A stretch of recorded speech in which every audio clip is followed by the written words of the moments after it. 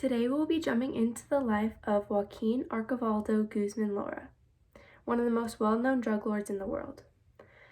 In Baraguado, Mexico, on April 4th, 1957, the so-called El Chapo was born. At age 15, Guzman and his family were having money issues.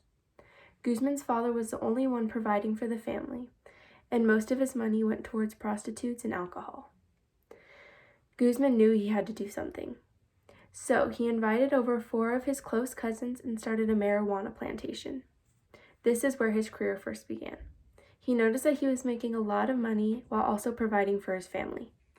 Fast forward, and Guzman is now one of the most well-known drug traffickers in the world. Him and his cousins had grown from a small plantation into joining and creating their own cartels. To start his rise in drugs, he had joined the Guadalajara cartel. When this cartel began to crumble, Guzman, or El Chapo, started the Sinaloa cartel in 1989. They smuggled substances such as marijuana, heroin, cocaine, and methamphetamine across the Mexican border and into the U.S. Now, you may be wondering how it is possible to smuggle that amount of drugs across the border. You see, Guzman was no fool. He had learned to transport drugs through small items like chili pepper cans and fire extinguishers. He also used air-conditioned tunnels that ran under the U.S.-Mexican border. It's 1993, and Guzman is still flying under the radar of authorities. Or so he thinks so.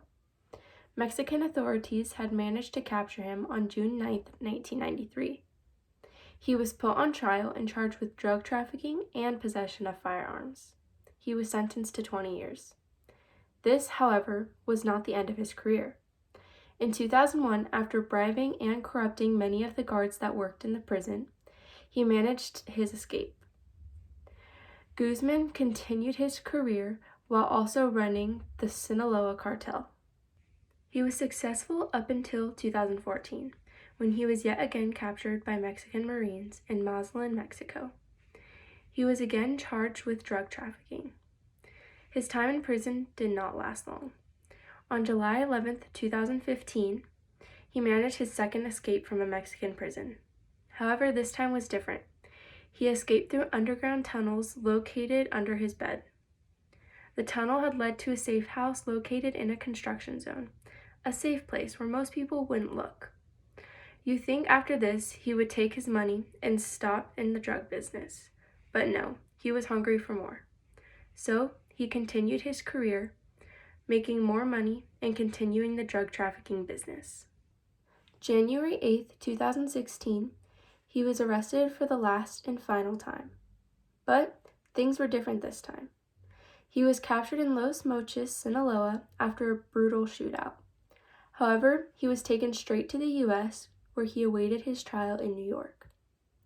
Guzman was charged with drug trafficking, money laundering, and murder conspiracy. In 2019, he was charged with life in prison. Guzman's career as the most powerful and dangerous drug lord in the world had come to an end. Guzman, or El Chapo, is now being held in the Metropolitan Correctional Center located in downtown Manhattan. Though in jail, Guzman is still worth around $1 billion and continues to hold the title as the most powerful drug lord in the world.